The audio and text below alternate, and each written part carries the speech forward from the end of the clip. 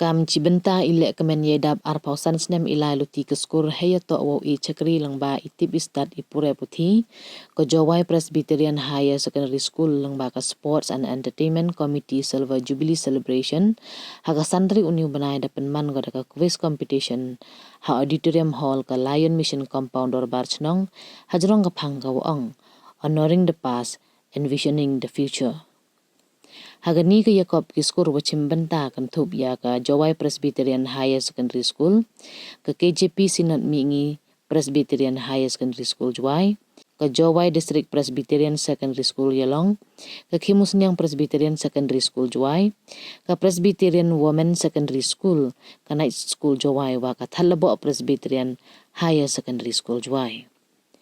Hadin ki yukuli wa pher pada wanra da quiz master urimiki lada nong hulu kam jule ijubab na kiwachim benta da sam yaki prize chak wajom hey wada yo nangkong da ki ERL shooting wa ka kerpa me bari mukhim ki wa na ka KJP Sinat Mingi Higher Secondary School Jowai hey wa ada yo da ka luman sa kani nong hulu wa ka ibor mi shooting na ka Jowai Presbyterian Higher Secondary School Jowai kadwa yei vali wanda yo da ferry cordon khuj wa ka honorly June Khuj na ka Jowai District Presbyterian Secondary School Yalong.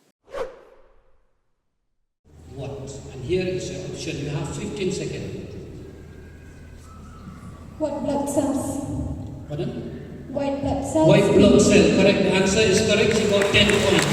Please take a pic of the appointed Chief of Election Commission of India. So here is your 4 answer and your time starts now.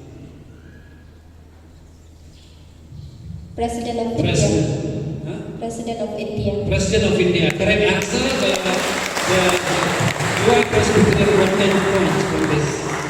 Got 16. And here is your option.